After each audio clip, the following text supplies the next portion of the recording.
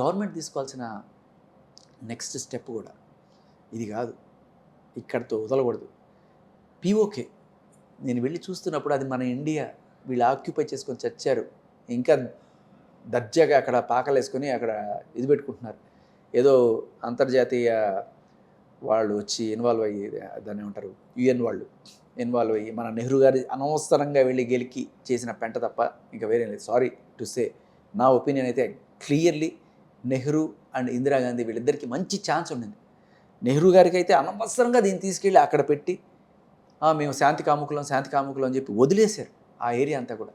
ఆ కాశ్మీర్ రాజ్ ఎవరైతే ఉన్నాడో పార్టీషన్ టైంలో 47 ఆగస్టు 15 మనకు స్వతంత్రం వచ్చేసింది. అప్పుడు కాశ్మీర్ సపరేట్ దేశంగానే ఉండింది, హైదరాబాద్ కూడా సపరేట్ దేశంగానే ఉండింది.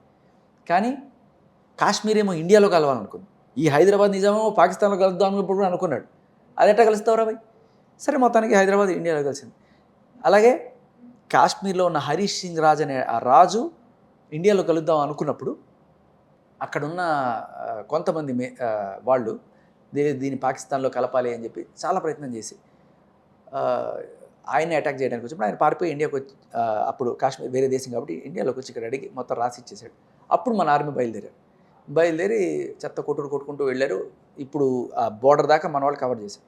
కానీ మనకు వచ్చిన అద్భుతమైన అవకాశం 1971లో బంగ్లాదేశ్ సపరేట్ అయినప్పుడు మనం పాకిస్తాన్ని బ్లాక్ అండ్ బ్లూ కొట్టాం. ఆ టైంలో పాకిస్తాన్లో చాలా ఏరియాస్ మన వాళ్ళు ఆక్యుపై చేసేసారు. మళ్ళీ ఇందిరాగాంధీ గారికి ఏమైందో శాంతి అని చెప్పి మొత్తం వెనక్కి ఇచ్చేశారు. ఆ రోజునే మొత్తం అట్టే పెట్టుకుని ఉంటే ఇవాళ ఈ పరిస్థితి వచ్చిండేది కాదు. ఇప్పటికీ కూడా జమ్మూ కాశ్మీర్ ఆ పైభాగంలో మనకి ఇండియాకి తల అంటాను చూసారు కరెక్ట్గా, ఆ ప్లేస్లో గిల్గిట్ బల్టిస్తాన్ అని ఉంటుంది. అది చాలా కీలకమైన ప్రాంతం.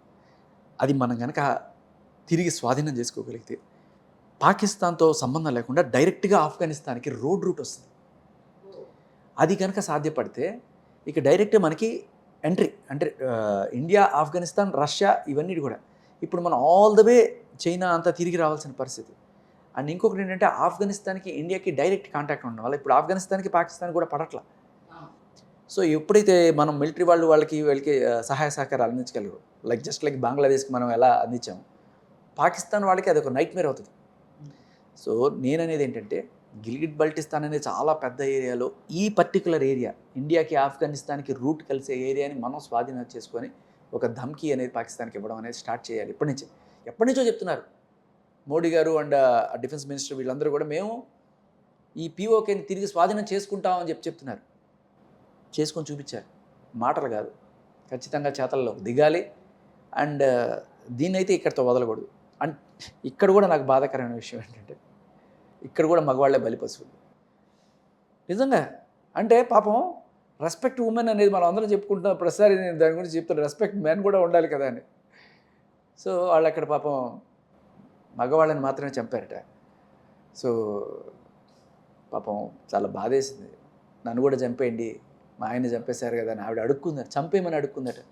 ఎస్, ఒక ఫ్యామిలీ హెడ్ లేకపోతే ఫ్యామిలీ రోడ్ మీద పడిపోతుంది.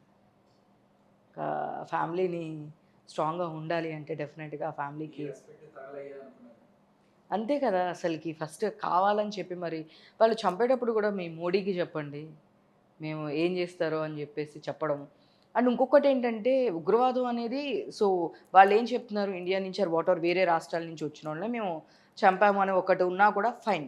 కానీ బట్ దానిలో కూడా హిందువుల్ని మాత్రమే మేము చంపుతామని బట్టలు తీసి మరీ చంపడం అనేది అసలు ఎంత అదంతా అసలు డైజెస్ట్ అవ్వకపోతుంది. అంటే బేసికల్లీ బట్టలు తీయడం అనేది అంటే వాళ్ళకి సుంతి ఇలాంటివి జరుగుతాయి కదా, అది చెక్ చేసి జరగలేదంటే నువ్వు ముస్లిం కాదు అని వాళ్ళు ఆ రకంగా చంపడం అనేది చాలా హృదయవేదనగా ఒళ్ళు గుగురుపుడు చేతి. ముఖ్యంగా ఇది ఈ రోజున జరగడానికి నాకు అసలు అంటే ఎంత పెద్ద దెబ్బ అంటే కాశ్మీర్కి ఇది నాట్ జస్ట్ ఆ 28 కాదు, అక్కడ ఉంటున్న పాపులేషన్ అందరికీ కూడా వాళ్ళ కడుపు మీద కొట్టినట్టు.